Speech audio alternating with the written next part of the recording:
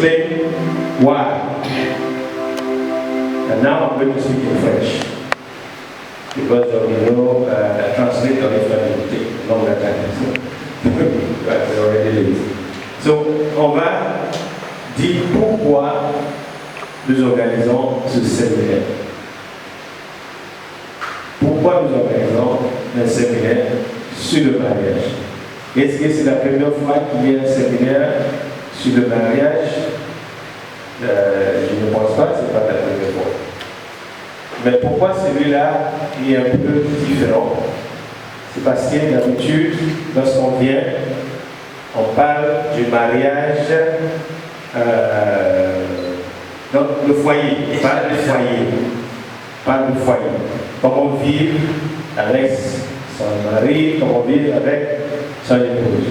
Mais il n'y a pas eu un séminaire qui a parlé de qu'est-ce que c'est un mariage.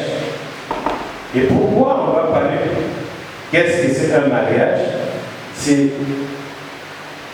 parce qu'on a fait un constat. On a fait un constat qu'aujourd'hui, on ne constate pas la différence entre un chrétien et un non-chrétien. Le principe chrétien dans le mariage, on constate qu'il ne s'est pas respecté. On constate que les gens trouvent normal de juste se rencontrer un jour et commencer à vivre ensemble, et c'est ça le mariage. Mais il y a beaucoup de détails que les chrétiens ignorent, ou des fois banalisent ou ne prennent pas au sérieux. Ils ne comprennent pas comment ces détails-là impactent leur vie chrétienne. Et quel est le message qu'on communique à ceux qui le regardent. Parce que le chrétien, il doit vivre par exemple. Il va être exemplaire, n'est-ce pas? Dans tout ce qu'il fait. Dans tout ce qu'il fait. Comment il parle, comment il vit. Dans le quartier, on doit la remarquer que ça, c'est un chrétien. N'est-ce pas? Donc, c'est pareil pour le mariage. Lorsque deux personnes vivent ensemble, et chaque matin, c'est lèvent pour aller à l'église, moi, je me rends compte que ces deux personnes qui vivent ensemble ne sont pas mari et femme. Ils sont des copains et des copines. Est-ce que c'est bon? C'est pour cela que nous voulons entrer dans nous avons pensé organiser ce séminaire pour essayer d'éclairer les chrétiens, pour les paliers des salutistes, seulement parce qu'il y a d'autres personnes qui sont venues. Je voulais profiter de reconnaître la présence aussi de notre sœur, qui est collègue aussi, qui vient d'arriver au moment qui visite de recevoir des gens. Elle est venue aussi, peut-être qu'il y a d'autres qui vont venir. Donc, on va le recevoir après. Je souhaite que ce soit l'officier qui le reçoit. Donc, il y a d'autres qui vont venir. Et nous voulons apporter ces détails. Donc, comment aborder? On se rend compte aussi qu'en tant que chrétien, les parents, que nos parents ne nous aident pas. Bon, je suis parmi les femmes parce que j'ai des cheveux blancs maintenant. Donc, n'encadrent pas les enfants et ne favorisent pas le respect de ce principe chrétien, sous prétexte de coutume. C'est comme ça qu'on fait chez nous. Mais n'oublie qu'une fois que tu deviens chrétien, tout est différent. Il y a un chant en anglais qui dit Something's different now. Something happened to me when I gave my life to Jesus. Ça veut dire qu'il y a quelque chose qui est différent. Quelque chose s'est passé dans ma vie le jour où j'ai donné ma vie à Jésus. Amen. Donc ça veut dire qu'il y a des choses qui doivent changer, même si c'est une coutume. Amen. Donc vous n'êtes pas trop m'attarder là-dessus. Voilà la raison pour laquelle on organise ce séminaire, pour aussi encourager les chrétiens à se mettre dans l'ordre, à se mettre en règle avec la foi qu'ils confessent. Que Dieu nous aide. Amen. Donc, aujourd'hui, il y aura 3 thèmes.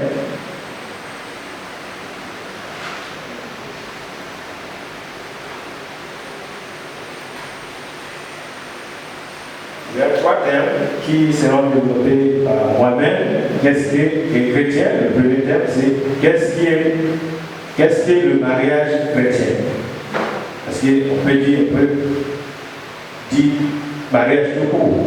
Mais moi, je qualifie ce mariage dont on va parler aujourd'hui, mariage en ce qui concerne le chrétien. Donc, moi, je vais parler de ça. Et le SMOJ, Dédé Samba, il va parler sur l'importance et l'avantage du mariage pour un chrétien.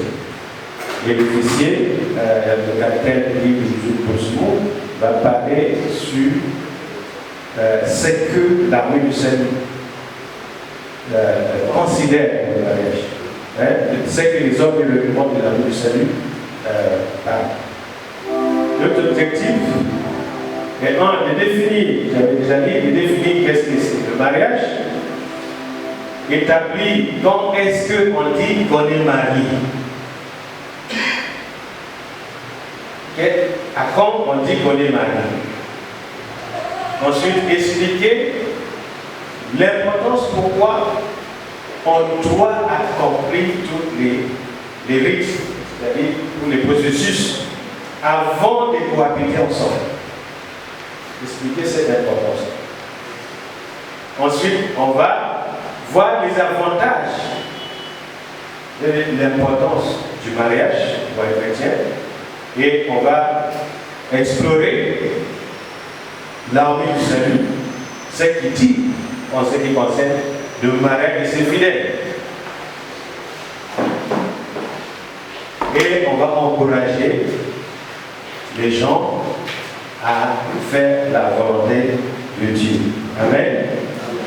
Donc là, je suis déjà dans le vif du sujet parce que j'aborde déjà le premier thème. On est déjà en retard. Donc avant d'expliquer qu'est-ce que c'est un mariage, je veux poser cette question. Qui est un chrétien? Qui est un chrétien? Le chrétien, c'est qui? Hein? C'est lui qui a reçu Christ comme Seigneur et Sauveur. Amen. C'est lui qui a reçu Christ. Et j'ai écrit une définition ici. Il dit un chrétien est une personne qui croit en Jésus-Christ en tant que Fils de Dieu, qui s'est repenti de ses péchés et qui a placé sa foi en lui en tant que Seigneur et Sauveur. Cherchant à suivre ses enseignements et à vivre selon sa parole. D'accord? D'accord. Et j'ai dit, on ne devient pas chrétien parce que mon père était chrétien. On ne devient pas chrétien parce qu'on va à l'église. On ne devient pas chrétien par héritage. C'est une décision personnelle. C'est toi qui choisis.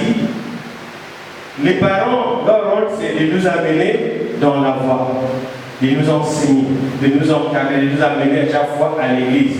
Mais un jour, nous devons décider pour suivre Jésus-Christ, pour l'accepter comme Seigneur et Sauveur, et en ce moment-là, on devient chrétien. Donc, on doit croire, comme dit Jean 3, le verset 16, on doit repentir de nos péchés, comme on voit dans Acte 2, le verset 38, et on doit naître de nouveau. comme nous voyons dans Jean 3, le verset 3 à 5. Et on doit suivre tous les jours Jésus-Christ. On doit vivre selon sa volonté. Maintenant, qu'est-ce qui est mariage? Qu'est-ce qui est mariage? Le mariage chrétien. Le mariage, c'est un engagement. C'est deux personnes qui se rencontrent et qui ont des sentiments mutuels les uns pour l'autre et qui décident de se mettre ensemble, de se marier. Ce n'est pas en ce moment-là qu'ils ont devenu mari et femme. C'est là le début de leur projet. Amen. Donc c'est un engagement, pas seulement un contrat. D'accord? C'est un engagement qui a été institué par Dieu. Quelqu'un peut lire Genèse 2, le verset 24.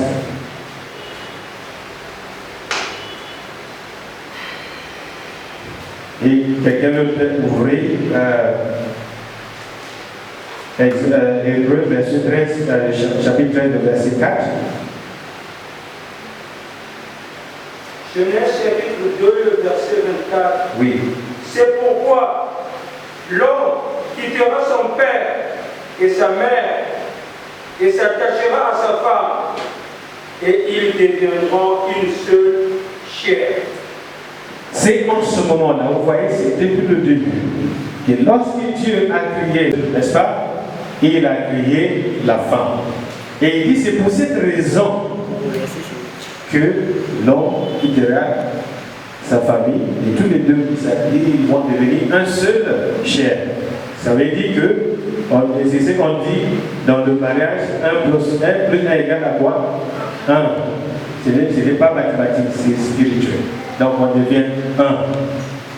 D'accord? Donc on n'a pas dit un monsieur va s'attacher à ses femmes, ni à sa femme. 1 plus 1 égale 1. Et on dit que le mariage doit être honoré par tous. Hébreux 13, le verset 4. Que le mariage soit honoré de tous. Et le lit conjugal exempt de souillure, car Dieu jugera les débauches et les adultères. Amen. Comment est-ce que le lit, ou comment est-ce qu'on doit honorer le mariage? Comment est-ce qu'on honore le mariage? Est-ce que quelqu'un peut dire? Comment est-ce que le mariage peut être honoré? Avec la fidélité du conjoint. Ça c'est. Mais donc, si déjà le début était raté, est-ce que ce mariage-là est honoré? Si déjà ce que vous faites, n'est pas appelé mariage, est-ce qu'il est honoré? C'est une question que je pose. Oui ou non? D'accord? Donc, parce que on va dire oui, c'est notre coutume, on se met ensemble, j'ai fait le premier et le deuxième vin. Donc c'est bon, tu peux vivre ensemble. Mais pour toi, tu ne peux pas dire à quelqu'un je suis marié. Au moins dans ton CV, tu ne peux pas écrire je suis marié. Est-ce que tu as honoré ce mariage? Est-ce que tu as honoré? Non. Donc dès le départ, le mariage n'est pas honoré. Ok? Ce n'est pas seulement quand vous êtes dans le mariage, mais donc quand vous avez tout accompli dès le départ. En ce moment, vous devez honorer ce livre. Vous ne devez pas vivre dans l'adultère. Mais dès le départ, il faut que tu honores le mariage. Est-ce que je suis clair? Est-ce qu'il y a des questions?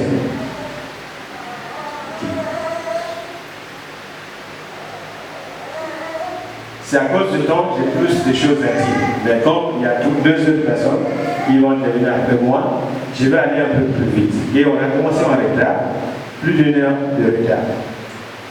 À quel moment on s'est dit marié? À quel moment on s'est dit marié? Je crois que nous tous pensons à quel moment on peut dire qu'on est marié. Est-ce que c'est vrai ce que j'ai dit? On sait non? Quand est-ce qu'on peut dire qu'on est marié? Hein? Oui. À quel moment on peut dire qu'on est marié? Quand vous présentez à l'état civil. Quand vous présentez à l'état civil. Ça c'est légalement. Maintenant, il y a un étape qui reste. Hein? On commence par le mariage civil. Donc, puisqu'il a sauté cette étape-là, et il est allé jusqu'au mariage civil, parce que tu ne peux pas aller au mariage civil sans passer par le coutume. Maintenant, pour nous les chrétiens, parce que le non chrétien peut s'arrêter là, n'est-ce pas? Maintenant, pour le chrétien, il fait quoi? Il doit venir faire ce qu'on appelle, bon, on peut l'appeler mariage religieux, mais ce n'est plus un mariage, c'est une bénédiction nuptiale. Donc, on bénit ce mariage. Je vais vous expliquer quelque chose. Si moi, on construit, je me rappelle qu'on avait construit la salle en bas. Ok? Qu'est-ce qu'on a fait? On l'a consacré à Dieu, n'est-ce pas? On l'a consacré à Dieu. On l'a appelé le visionnaire, le chef de l'État, qui est venu, ou quelqu'un qui est venu, le nom, qui a consacré cette salle-là à Dieu. N'est-ce pas? Lorsqu'on a un enfant, on fait quoi? On le consacre à Dieu, n'est-ce pas? Donc, le chrétien consacre tout à Dieu. Moi, quand j'ai acheté ma première voiture, j'ai amené chez mon officier, il a béni. Donc, tout ce qu'on a, on consacre. Donc, le mariage aussi est consacré à Dieu. Lorsque tu finis d'accomplir selon la disposition légale de votre pays, vous l'amenez maintenant à l'église pour que Dieu le bénisse. Amen. Donc, vous avez d'abord cet consentement mutuel entre les deux personnes concernées. Vous devez accomplir les rites ou le processus traditionnel ou coutumier. Et vous devez passer par la voie légale. Ensuite, vous devez venir à l'église pour que le mariage soit béni. Parce que l'officier il va parler plus sur ça pour que tu sois comment je peux dire, que tu occupes un poste à la rue du salut, il faut que ton mariage soit béni dans l'église. Je crois aussi dans l'église catholique. Je ne connais pas les autres églises, mais l'église catholique aussi. Il faut que ton mariage soit béni à l'église avant que tu occupes un poste. Ok? Donc, on va dire pourquoi on est des chrétiens. Pourquoi on doit passer par l'état civil. Pourquoi pas lorsque les parents sont d'accord, parce que c'est ça la question que les gens posent. Les parents sont déjà d'accord, on est mariés. Non.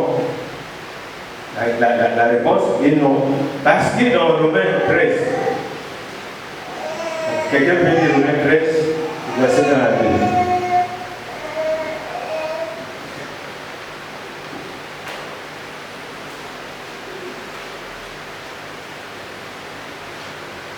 Romains 13, le verset 1 à 2.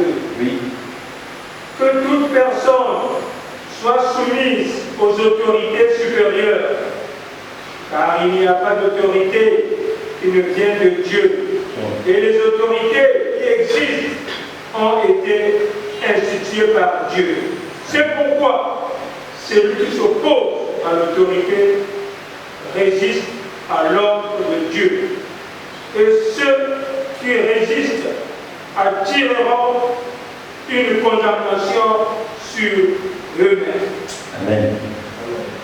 C'est la parole de Dieu qui dit ça, qu'on doit reconnaître l'autorité instaurée par Dieu. on va dire aujourd'hui, ok, avec tout ce qui se passe là, comment on doit respecter ces autorités-là? Peu importe. C'est Dieu qui donne. Lorsque Dieu a créé Adam et Ève, il n'y avait pas de gouvernement, n'est-ce pas? Les choses ont évolué. Et les gens, je me rappelle que quelqu'un dans mon village voulait épouser son cousin. Il sortait avec son cousin et on lui a dit que ce n'était pas normal. On lui a dit que ce n'était pas normal. On l'a essayé, c'était un procès qu'on a fait au village. Et lui, l'exemple qu'il a donné, c'était que Adam et Ève, ils ont eu des enfants. Leurs enfants là ont épousé qui? Leur sœur. Tu vois? Il a donné cet exemple. Ça, c'était à l'époque. Dieu a créé, il y a un processus.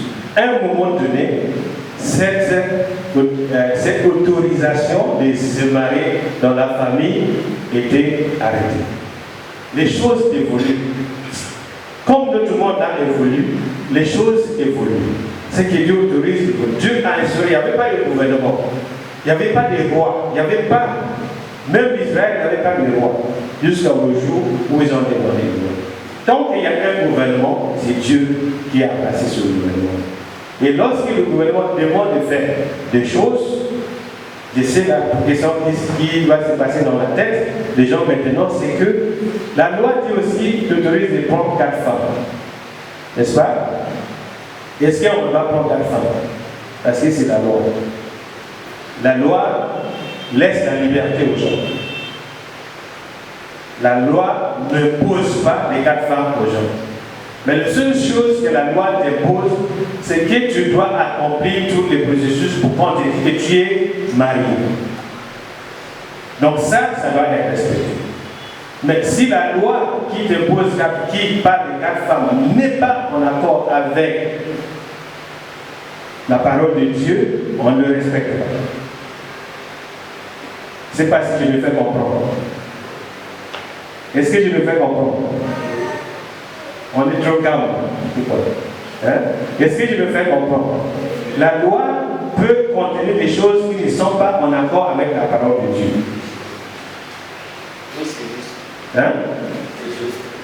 Par exemple, les 4 femmes, c'est pourquoi on a dit, ok, on prend en compte la coutume.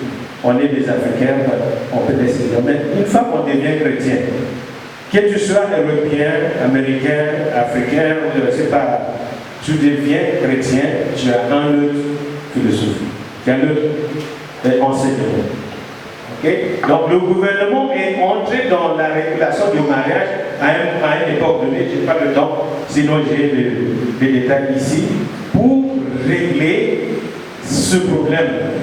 Il y avait des problèmes dans les couples qui se divorcent, et puis la femme va souffrir, et l'homme va faire comme il veut, ainsi de suite. Donc il fallait que le gouvernement intervienne pour mettre de l'ordre. Voilà pourquoi on parle de reconnaissance légale.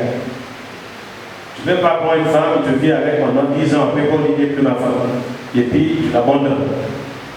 Ok? Donc voilà les étapes. C'est en respectant ces étapes-là qu'on se dit marié.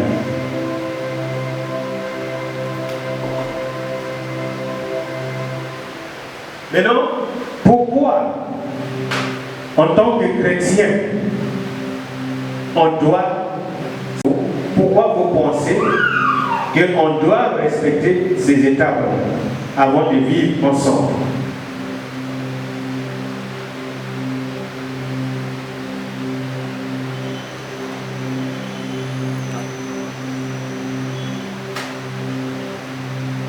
Je devais commencer par demander aux gens, à quelqu'un de lire Galates 5, à partir du verset 16, jusqu'à la fin. De ce mot, j'avais prêché sur ça il y a quelques dimanches.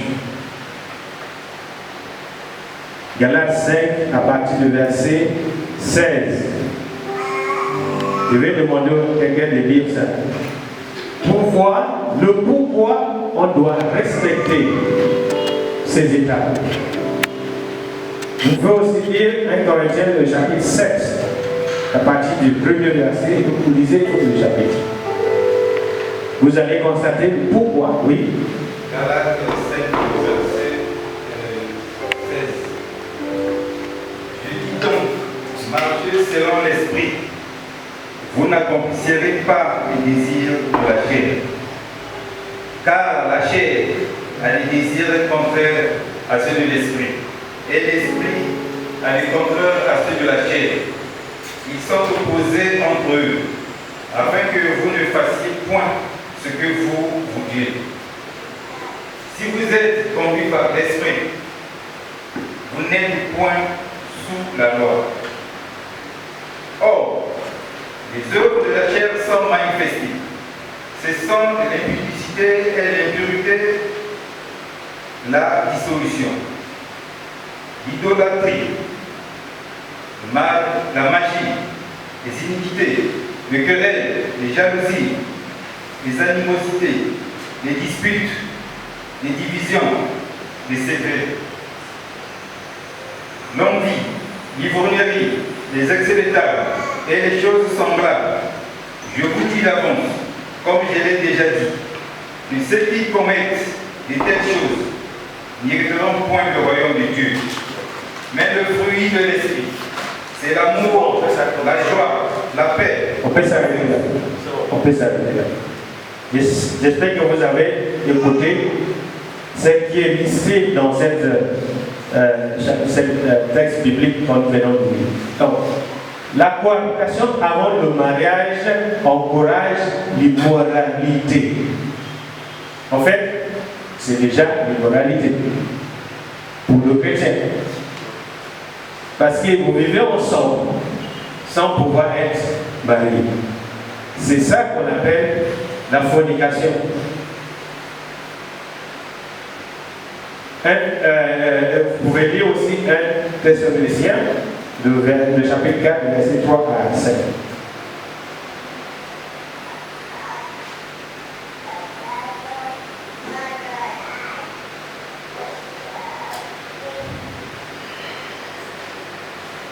Thessaloniciens, le chapitre 4, le verset 3 à 5.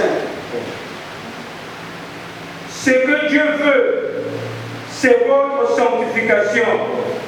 C'est que vous vous absteniez de l'inconduite. C'est que chacun de vous sache tenir son corps dans la sainteté et l'honnêteté. Amen. Amen. Je ne sais pas si tu comprends bien le français, mais je vais lire en anglais. Il dit, For this is the will of God, your sanctification, that you abstain from sexual immorality, that each one of you know how to control his body in holiness and honor. Est-ce que vous avez compris ça? Donc,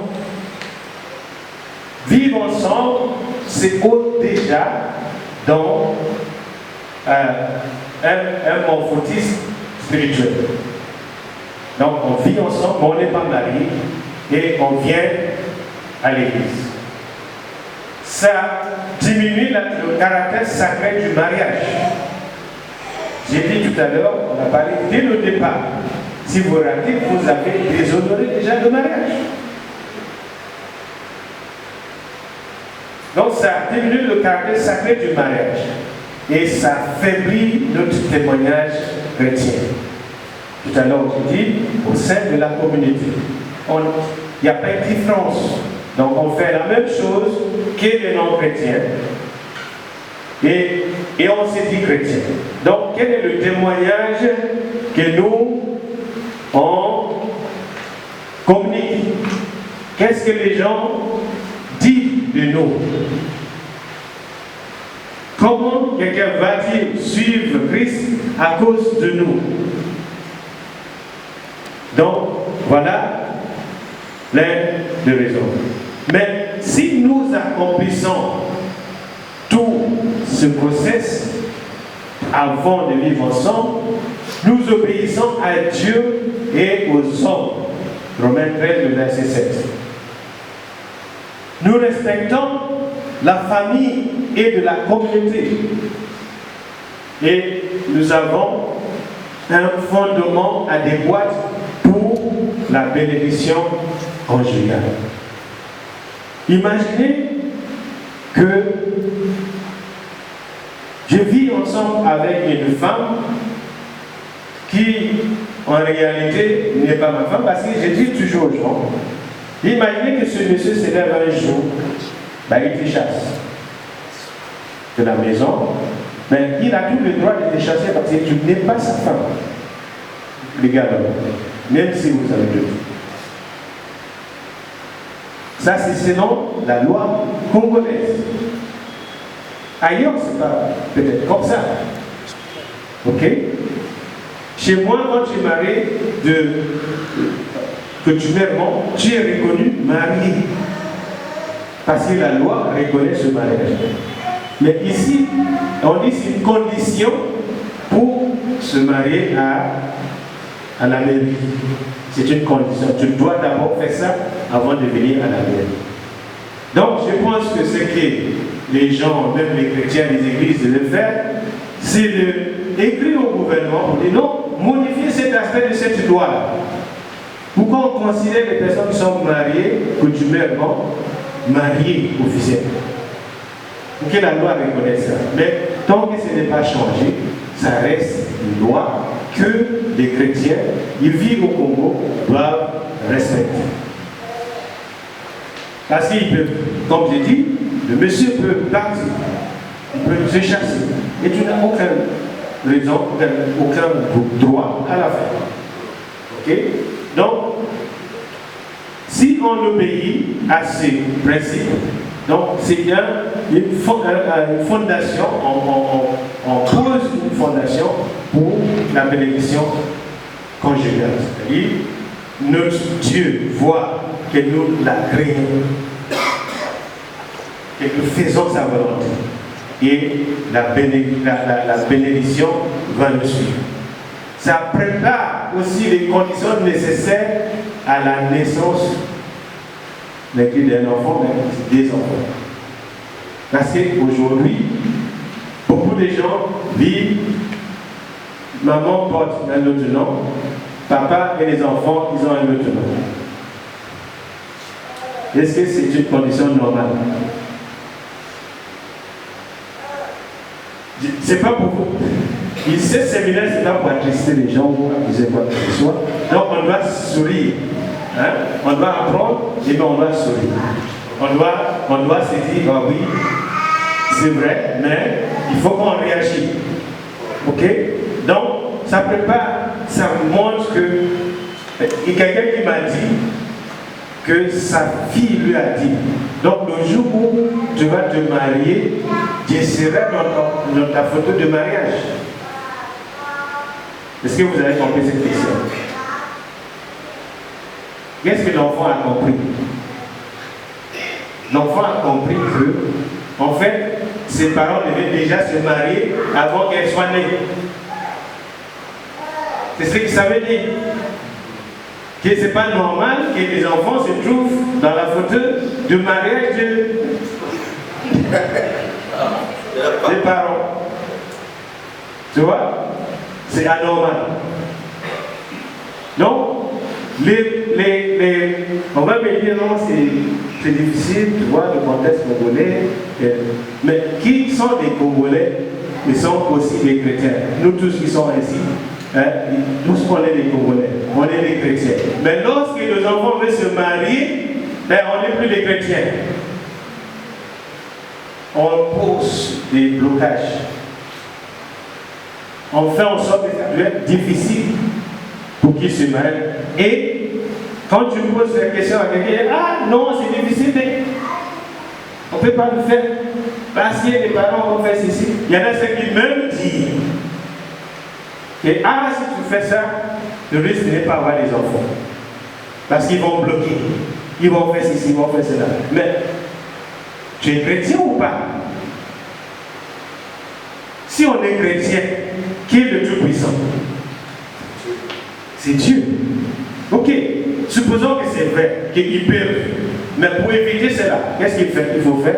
Il faut aller jusqu'au bout. Il faut accomplir ce processus pour que tu aies la bénédiction de Dieu.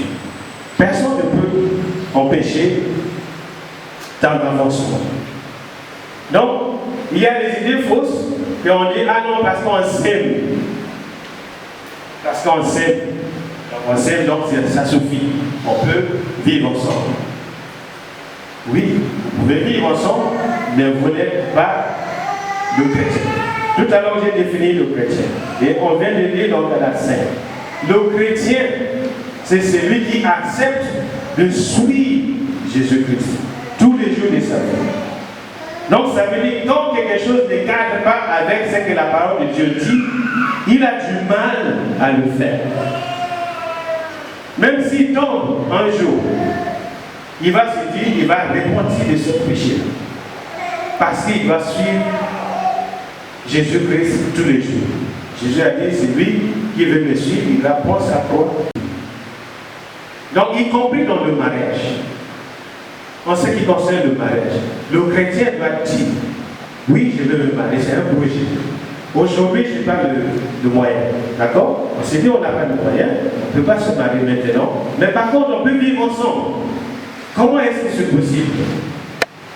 Tu vas vivre ensemble, tu vas nourrir cette femme-là. Après, elle va accoucher, tu vas nourrir les enfants et tu n'as toujours pas de moyens. Est-ce qu'il est possible? Et tu préfères être en porte-à-faux avec Dieu et vivre dans ces conditions pour des années. Quand je suis arrivé au Congo, je vois les mariages. Et quand je regarde qui se marie, c'est un vieux qu'on tient la main. Qui se marie? Je dis, attends, pourquoi il se marie maintenant? Non, parce qu'il se rend pas, ok, j'ai fini, la femme ne peut plus, bientôt il va maintenant épouser sa femme. Est-ce que c'est normal? Hein? Je ne sais pas, pour ceux qui sont mariés avant de vivre ensemble, comparé à ceux qui se marient 10 ans après, ou 20 ans après de vivre ensemble, ou ceux qui ont déjà même des petits-fils, comparez le jour de mariage des deux. Qu'est-ce qui est plus joyeux?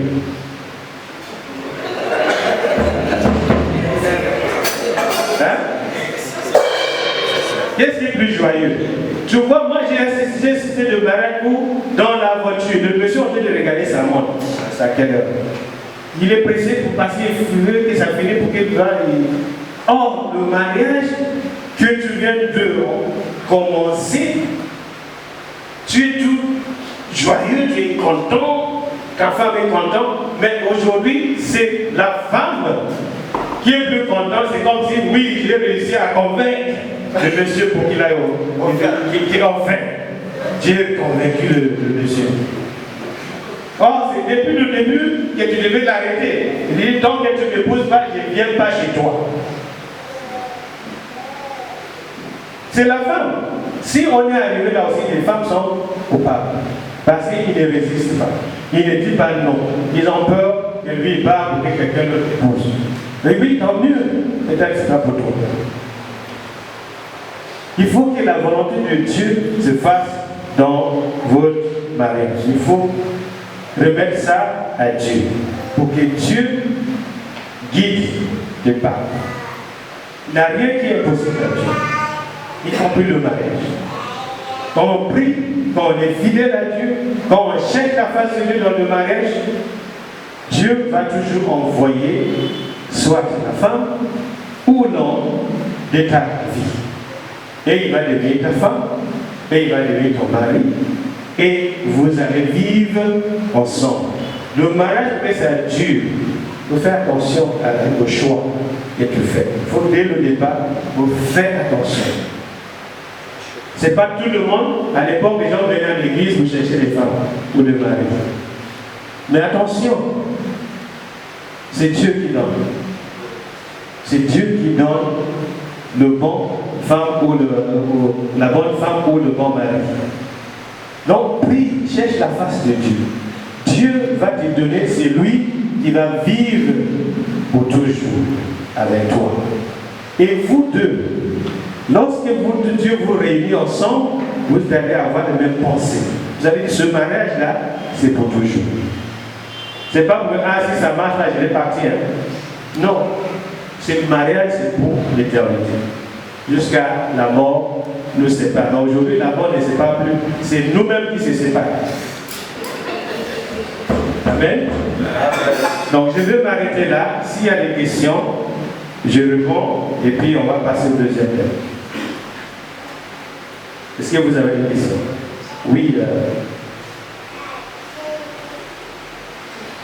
Si j'ai une question, je vais essayer d'aller plus vite. La première question, c'est concernant la définition du mariage. Bon, selon la loi chrétienne, nous, on doit faire le mariage parce que Dieu nous le demande. Mais il y a des personnes également qui ne sont pas chrétiennes. Déjà, dans la définition, quand on dit le mariage, c'est un engagement formel de deux personnes. On ne précise pas si ce sont des personnes de sexe différent qui se marient, ils s'engagent à vivre ensemble. Répète ça.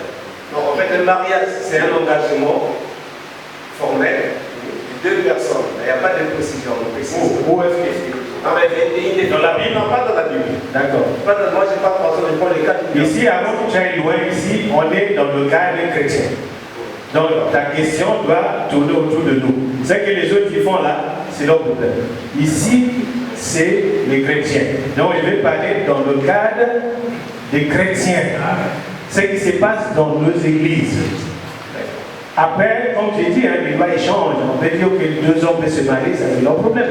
Bon, c'était pas vraiment visé sur oui, ça. En fait, ma question c'était de savoir, par exemple, des personnes qui ne sont pas chrétiennes, mais qui se sont engagées quand même, est-ce que leur mariage peut être béni, sachant qu'ils vivent pleinement de leur amour, il n'y a pas de complications, il n'y a pas de problème, ils vivent ensemble, mais ils ne sont pas chrétiennes, ces personnes-là. Ça, c'est la première question. Et la deuxième question, comment on peut vivre ensemble, puisque vous avez parlé du processus avant d'être marié, comment on peut vivre ensemble si on ne cohabite pas, sachant que exactement, sachant que il y a aussi les conséquences qui peuvent arriver une fois qu'on se met ensemble, une fois qu'on s'engage dans un mariage, par exemple, officiel. Il peut y avoir également des conséquences si on ne se connaissait pas, avant, si on ne cohabitait pas ensemble. D'accord. Peut-être, je vais répondre, peut-être le PC aussi, moi je peux répondre. Mais non, la première question, encore je le répète, on est dans le cadre chrétien. Les gens ils vivent, c'est ce qui se passe, c'est ce que j'ai dit. Qu'est-ce qui nous distingue? Qu'est-ce qui nous fait la différence? Mais si lui vit ensemble, ils sont heureux. Nous, on peut vivre notre vie aussi heureux. Mais si on regarde qui est marié, on va dire que celui-là sont mariés, ils sont des chrétiens. L'autre, s'ils sont mariés, ils sont joyeux, mais ils ne sont pas des chrétiens. Bill Gates a épousé sa femme pendant combien de temps? Donc le plus riche du monde, il a épousé sa femme pendant combien de temps? Il s'était heureux, tout était. Mais aujourd'hui, est-ce qu'ils sont toujours mariés? Non. Tu comprends? Ça, c'est autre chose. Mais on est dans le cas de mariage. Maintenant, comment faut-il vivre? Comment ils se connaissent sans vivre ensemble? Adam, quand on l'a créé, une femme n'existait pas. Dieu l'a fait dormir, il a sorti sa côte. Quand tu vas me dire c'est parce que c'était la côte, donc il a connaissé. Isaac. Isaac, son père est parti dans un autre pays pour aller chercher une femme que lui n'a jamais vue. Ils ont vécu ensemble, n'est-ce pas? Ok? Je vais te donner mon exemple aussi. Je n'ai jamais connu ma femme. Je l'ai croisée en décembre, où quand je suis parti en congé, je suis rentré au Congo pour travailler et je suis parti en juillet. Aujourd'hui, c'est l'anniversaire de mon mariage coutumier. Et je suis parti l'épouser sans me connaître. Aujourd'hui, on célèbre 22 ans de mariage. N'est-ce pas? Tout à l'heure, j'ai dit, c'est un engagement. Quand vous vous rentrez ensemble, vous dites, ah, je t'apprécie. Pourquoi tu l'apprécies au départ? Pourquoi tu l'as approché au départ? Qu'est-ce qui t'a amené chez elle au départ? Pourquoi tu n'as pas attendu pour la connaître avant d'aller là-bas? Mais tu es quand même approché. C'est parce qu'il y a quelque chose qui t'a dit. D'accord?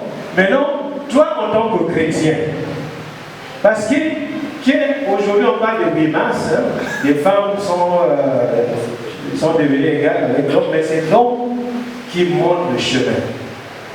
C'est l'homme qui doit dire à ma femme, c'est la vie ou la mort, moi et toi. On vit ensemble. Mais comme j'ai dit au départ, tu dois prier que Dieu te donne celui qui pense aussi comme toi. Ne regarde pas seulement la figure. Ne sois pas attiré seulement par son visage. Mais dis à la Dieu de te donner une femme qui va vivre avec toi ou de te donner un mari qui va te soutenir jusqu'à la mort. Une fois que vous vous êtes engagé, on découvre, tu sais, celui que tu dis que tu connais là, attends le jour où tu finis de l'épouser. Vous restez 5 ans, après tu l'épouses. La même personne que tu as connue pendant 5 ans change. Vrai ou faux? Il change parce qu'il attendait juste le mariage. Tu l'épouses, bon, il sort toutes les autres choses que tu n'as pas vues. Donc tu ne peux pas connaître une femme ou un homme assez. Mais c'est dans le mariage que vous apprenez à se connaître. Ce n'était pas facile pour moi et ma femme. Ce n'était pas facile. Moi, je veux que ce fleur soit ici. Elle veut non que ce soit là. Maintenant, si toi, l'homme, tu insistes, mais il y a un problème, non? Il va y avoir un problème. Mais il y a un qui va être sage. Il est OK pour qu'il ait la tête là. Ah, c'est joli là. Comment tu es inspiré? La femme se sent aimée. D'accord? La femme aussi doit, à un moment donné, si tu montres l'exemple, hein, il te suit.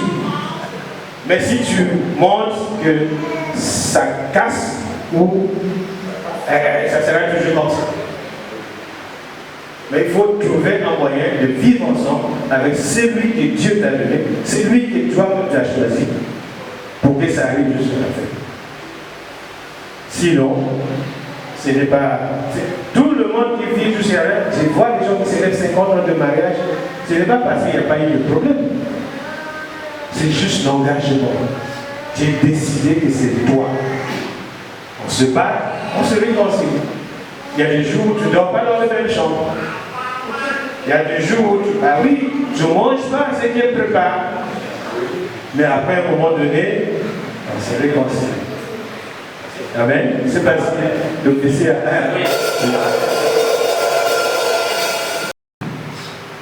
Ça veut dire, lorsque vous disiez que nous devons d'abord cohabiter pour se connaître. Mais lorsque, comme nous sommes dans le contexte chrétien, moi je me prépare pour me marier. Je dis Seigneur, je dois me préparer, je fais de cela un sujet de prière. Guide-moi afin que le terrain que je vais atterrir ne soit pas un terrain qui va me compliquer la vie l'autre. Amen. Et le Seigneur va nous guider, malgré le vent tomber, mais le Seigneur nous aidera de toujours trouver un terrain d'entente et de continuer la marche. Merci beaucoup. Peut-être on a un peu pour se marier. Parce que nous les chrétiens, je parle dans le cadre de la chrétienté, on peut se croiser à 1 mois, 2 mois, 3 mois. Mais on s'est dit que non, on n'a pas encore vécu. Et on s'est dit qu'on n'a pas assez fait la découverte contre l'autre. Voilà pourquoi on est un peu réticent. On se marie aussitôt une année après des enfants. Voilà pourquoi il y a d'autres qui attendent un peu et puissent au moins vivre ensemble pendant plus de 7 ans pour essayer un peu de ne pas être surpris. Parce qu'avec 2 mois, on peut être surpris et dire non, bon, mariage, je ne me suis pas peut-être bien préparé ou bien je n'ai pas trop découvert la personne, donc sans être réticent à se marier aussitôt. Simplement, donc voilà pourquoi je voulais te poser la question. Est-ce qu'il n'est pas bon d'essayer un peu de se connaître au plus profond du nous pour préparer le mariage dans les jours à venir? Je n'ai pas dit qu'il faut se marier après 1 mois de connaissance. Je n'ai pas dit qu'il faut se marier après 6 mois ou après 1 an. Je n'ai pas donné la durée de que tu devais connaître la personne que tu devais épouser. Tout dépend de toi. Mais tu n'es pas obligé de vivre ensemble avec elle pour la connaître. C'est le vivre ensemble qui est le problème. Mais vous croisez qu'il y a des gens qui se sont connus à l'école, ils se sont fréquentés. Ils ne vivent pas ensemble. Chacun chez ses parents. Mais ils se connaissent, après l'école, ils se sont mariés.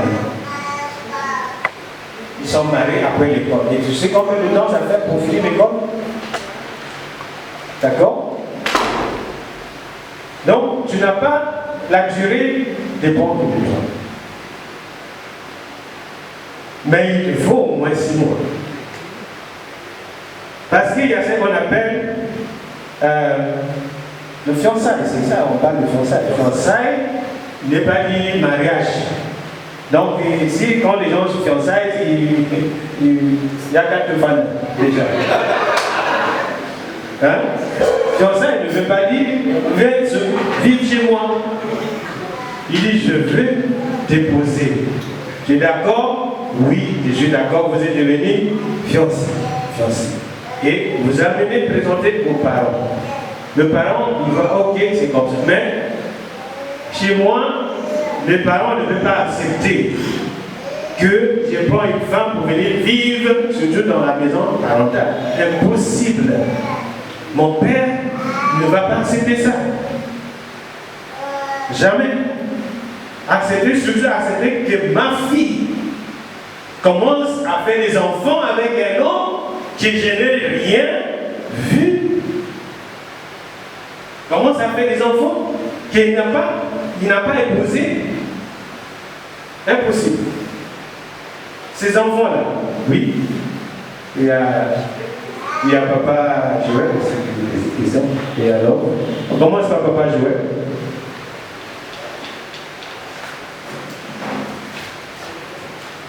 Oui, merci. Ce n'est pas vraiment une question, mais plutôt éviter de culpabiliser faussement peut-être les gens.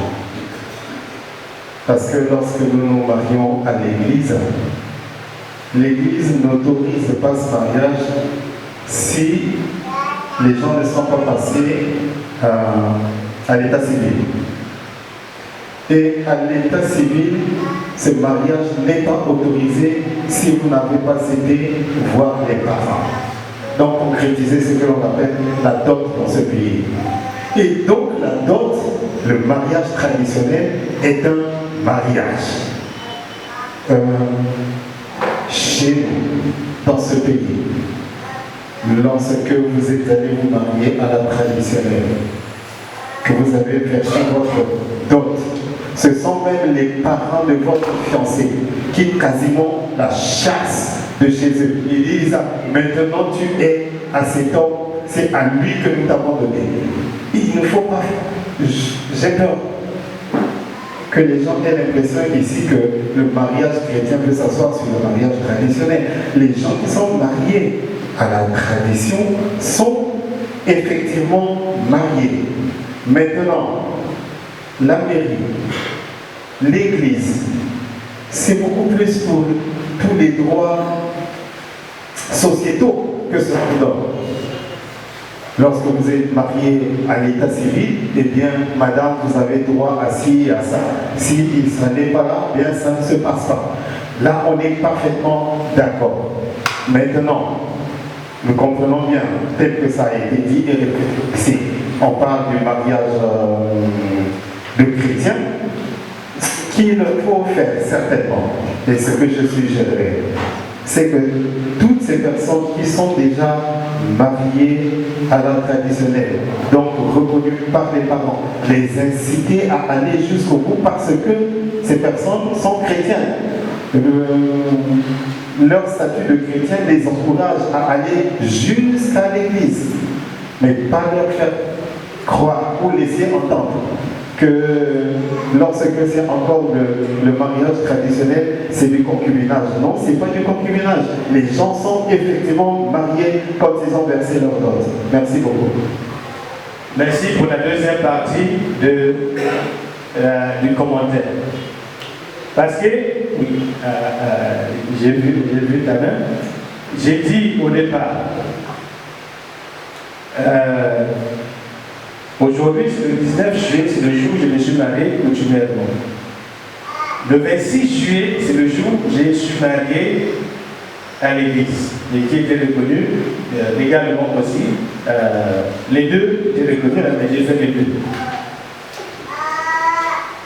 Et tu as dit qu'il faut qu'on encourage les gens, les chrétiens, parce qu'on est dans le contexte chrétien.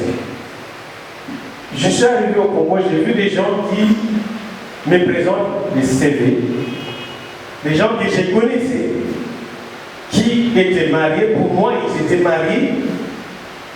Ils ont des enfants, 5 enfants, 4 enfants, 6 enfants, mais qui écrivent dans leur CV célibataire. J'ai jeté le CV, j'ai dit c'est quoi ça? Qu'est-ce que vous racontez? C'est eux-mêmes qui écrivent, c'est pas moi qui dis qu'ils étaient célibataires. Mais c'est parce que je savais qu'ils étaient mariés. Parce que je pensais qu'ils étaient pareils que chez moi. Mais eux-mêmes, ils ont écrit dans leur CV célibataire. C'est pas moi, c'est la loi. Pourquoi l'Église va nommer une personne qui est mariée coutumièrement, il appelle aussi soldat responsable au lieu de l'appeler sergent? Si c'est le cas. Si c'est le cas.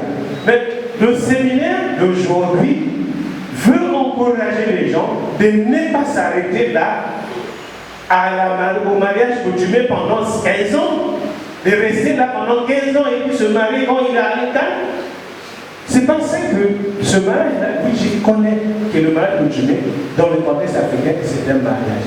Mais la loi congolaise ne le reconnaît pas comme un mariage. Il le reconnaît comme une condition pour se marier. C'est ce que je comprends de cette loi. Mais aujourd'hui, l'Église a un travail à faire. Et c'est pour cela qu'on est ici là. C'est pour dire aux gens, ne vous arrêtez pas là, parce que vous êtes des chrétiens. Allez-y jusqu'au bout et aussitôt. Pas de faire, j'ai fait le mariage coutumier cette année, et puis on verra. C'est pas on verra. Si tu décides de te marier, tu vas jusqu'au bout. Si tu n'es pas prêt, attends. C'est ça le but de ce séminaire. Si tu n'es pas prêt d'aller jusqu'au bout, et encore une fois, j'ai dit, les parents n'encouragent pas parce qu'ils compliquent la vie des enfants. Ils mettent des conditions que les enfants ne peuvent pas accomplir. Ils acceptent ça, ils n'acceptent pas de négocier.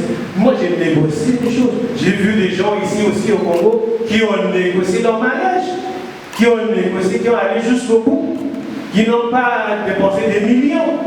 J'ai vu ici. Je connais des gens qui se sont mariés officiellement. Pourquoi nous, à l'église, pourquoi c'est si facile de se marier pour aller à l'info? Pourquoi c'est si facile? Lorsqu'on veut être sergent, ça devient compliqué. On reste soldat responsable pendant 20 ans dans un poste. Ce n'est pas normal. Ce n'est pas normal du tout. Donc il faut que l'Église commence à obliger les chrétiens que nous sommes à faire ce qui est bien. Ce que la Bible dit. Ce n'est pas seulement parce que tu veux être officier. Non. Voilà. Love, quelle est ta question?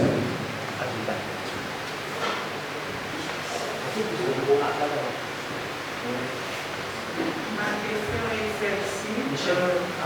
À quel moment le mariage chrétien est autorisé d'être brisé? Résilier.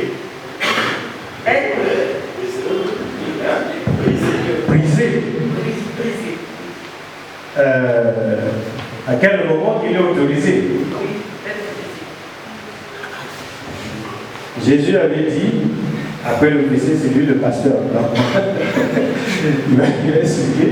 Jésus avait dit, sauf dans le cas d'infidélité. Sauf dans le cas d'infidélité. C'est ce que Jésus avait dit. Le PC veut ajouter quelque chose? C'est ça? Nous amenons toujours l'Église amène toujours à réunir. Même comme vient de le dire le sergent-major, que à moins qu'il y ait infidélité, mais pour briser, l'Église ne peut pas se lever pour dire je brise le mariage. C'est un processus qui commence par l'État. L'État doit d'abord briser le mariage. À ce net moment, à l'église va consommer la pilule. L'infidélité ici, l'église ne peut pas se décider, nous ne pouvons pas tenir une commission pour dire que nous brisons le mariage. Vous voulez bien briser le mariage? Commencez là où vous aviez commencé. Et le processus a toujours commencé avec l'État.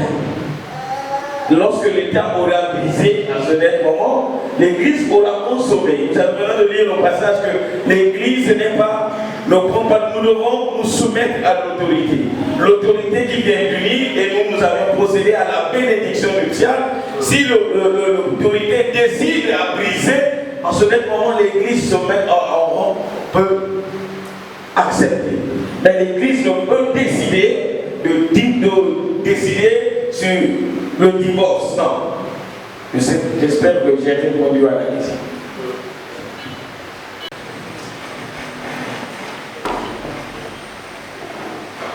Merci, Papa Samuel. Au fait, je n'avais pas une question, mais c'était beaucoup plus un complément pour rebondir sur la discussion qu'il y avait tout à l'heure.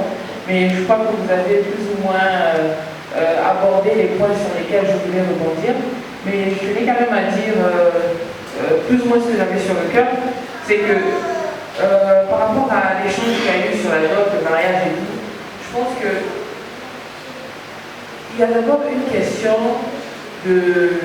d'éducation à la base. Comment la personne a été élevée? Quelles sont les convictions et ce qu'on a inculqué à la personne? Je pense qu'il faut d'abord partir de cela. L'environnement immédiat que ce soit l'homme, que ce soit de la femme, et comment ils conçoivent le mariage. Pour moi, personnellement, dans l'environnement dans lequel j'ai grandi, j'ai beaucoup de respect pour le mariage. Je grandissais avec cet espoir qu'un jour, je rencontrerai un homme et je souhaiterais me marier avant de fonder une famille, avant de me poser avec lui. Dieu m'a fait grâce, j'ai rencontré mon époux. On a fait 2 ans avant de se marier, on était plus jeunes. Tout le monde nous a dit, vous êtes trop jeunes pour vous marier. Aujourd'hui, nous sommes à notre 6e année, sans grand bourreau. Je pense que je bénis l'Éternel pour ça. Mais c'est une question d'abord de savoir ce que l'on veut. Le problème ici, c'est que notre société nous a fait comprendre que quand on se marie à l'église, moi je suis catholique, on nous a appris que le mariage à l'église catholique, on ne divorce pas. Mon époux est salutiste. Dans d'autres églises, j'ai vu les gens divorcer, surtout dans les églises de réveil. Mais pour certaines personnes, surtout ceux qui sont dans l'église catholique, on sait qu'il n'y a pas de divorce. Donc les gens craignent le mariage religieux. Alors que quand on s'engage avec quelqu'un, on ne s'engage pas pour se séparer. Ça devrait déjà aller dès la dot. J'aime cette fille ou j'aime cet homme, je veux faire du sérieux avec lui. Avant de faire le premier pas, je sais déjà dans ma tête que je veux faire du sérieux, je veux construire avec quelque chose avec lui, et ça, je veux le construire pour l'éternité. De la même façon que quand on est dans cet état d'esprit, c'est systématique. Après la dot, je passe à la mairie, je passe à l'église parce que je veux tout faire dans le bon sens. Maintenant, il y a un autre point que je pense qui fait que des fois les gens ne se marient pas, c'est le côté traditionnel qui est trop coûteux. Aujourd'hui, la dot est devenue comme un commerce pour certaines familles. On vous demande des choses qui sont énormes, exorbitantes pour pouvoir concrétiser cela. C'est difficile pour les jeunes, surtout dans le contexte actuel où nous avons cette incapacité financière. Je m'attends à ce que quelqu'un me dise que je ne me suis pas mariée parce que je n'ai pas encore réuni la somme qu'il faut pour pouvoir faire la dot. Ça encore, je peux comprendre. Mais dire que j'ai fait la dot et puis je n'ai pas fait la suite parce que je ne connaissais pas la personne, c'est illogique. Parce qu'on ne peut jamais bien connaître une personne. Une femme, tu peux la fréquenter 10 ans. Le jour où elle est dans ta maison, elle devient quelqu'un d'autre. Je connais un couple, copain, copine, ils étaient bien. Ils ont vécu dans la même maison 10 ans. Ils étaient bien. Le jour où le monsieur a sauté le pas pour épouser cette femme, c'est devenu une étrangère. Il n'en veut plus. Donc on ne connaîtra jamais quelqu'un, mais c'est plutôt l'état d'esprit dans lequel on va dans cette union. Si on est, c'est pas on dit que le mariage c'est les grandes personnes, pas grandes personnes en âge, mais les personnes matures en mentalité. Si tu sais que tu t'engages pour quelque chose de longue durée, tu feras à ce que ça puisse bien aller ensemble. Le mariage à la mairie ne coûte pas cher. Le mariage à l'église ne coûte pas cher. Ce qui coûte cher, c'est la dot. C'est nous-mêmes qui rendons cher le mariage à l'église et à la mairie parce qu'on veut toute cette esthétique qu'il y a autour de cela. Il faut que les autres voient. Donc on se marie pour les autres, mais pas pour soi. Donc c'est quelque chose qu'il faudrait qu'on puisse savoir. Donc c'est un peu ça que merci. En tout cas, merci. Tu avais dit ce que j'ai dit avant que tu arrives. Merci beaucoup d'avoir maintenu sur ça encore. Il faut qu'on le comprenne bien. C'est nous-mêmes y compris. En fait, je regrette que les parents ne sont pas là. Parce que c'est eux qui doivent accompagner les enfants. C'est eux qui doivent faire en sorte que ce mariage coutumier ne soit pas si. Tu vois certaines coutumes ici que tu dois faire chez papa à part et chez maman à part. Et tu fais la même chose 2 fois. Donc, il doit avoir. Et ces personnes-là sont des chrétiens, certains. La plupart sont ceux qui sont dans l'église là, c'est eux qui vont s'asseoir là-bas pour imposer ces coûts exorbitants. Donc, l'église a un rôle à jouer. L'église doit amener ces paroles-là à comprendre que ce n'est pas normal. C'est ça le but de tout ça. On doit arriver là. On doit arriver là. Il y a des gens, et c'est pas.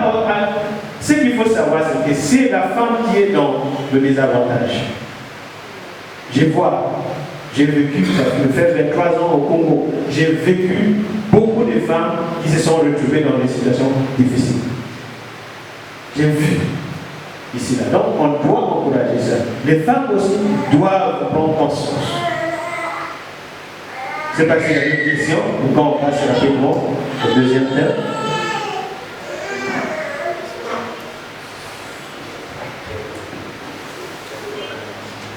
Merci pour vos paroles accordées. Ma question est juste celle de savoir, pour les nous autres qui vivent déjà avec nos bien-aimés, étant donné que jusque-là, nous ne sommes pas encore arrivés au stade de se marier. Est-ce un péché? Faut-il demander pardon avant de se marier? Merci.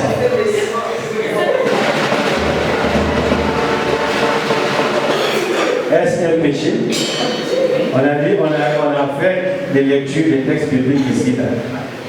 Selon toi, qu'est-ce que tu penses? Tout ce que tu as écouté là, tu sens quoi en toi? Tu es adorateur. Qu'est-ce que tu penses? J'aimerais que chacun aussi, parce que ce séminaire, c'est nous susciter aussi à réfléchir.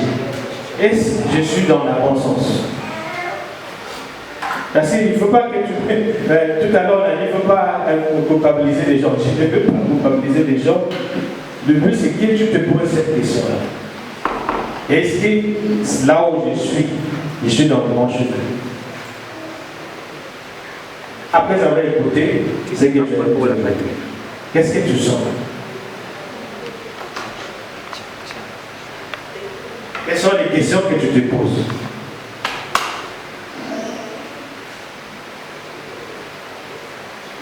Tu veux répondre?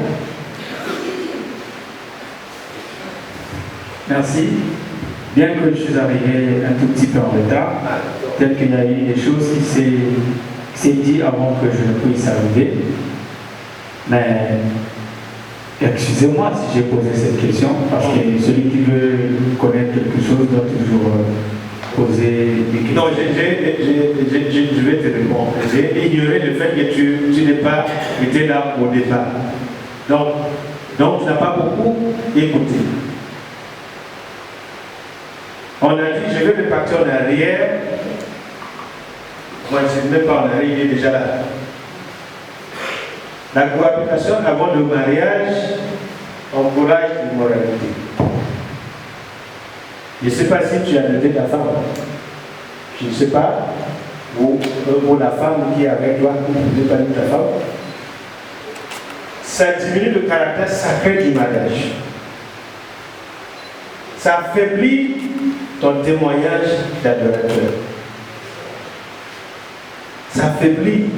Bon, quand je dis ta, je ne prends pas le droit à toi seulement, je parle à nous tous. D'accord? Donc, voilà les trois choses. Donc, en quelque part, tu n'es. L'exemple chrétien, il manque. Il manque les gens qui sont autour de toi. Ça devient normal. On est devenu, on est entré dans l'eau et aussi, comment je peux dire, on devient, on prend la couleur de l'eau qui est autour de nous. Donc il n'y a plus de différence entre nous et le monde. Or ça doit nous distinguer.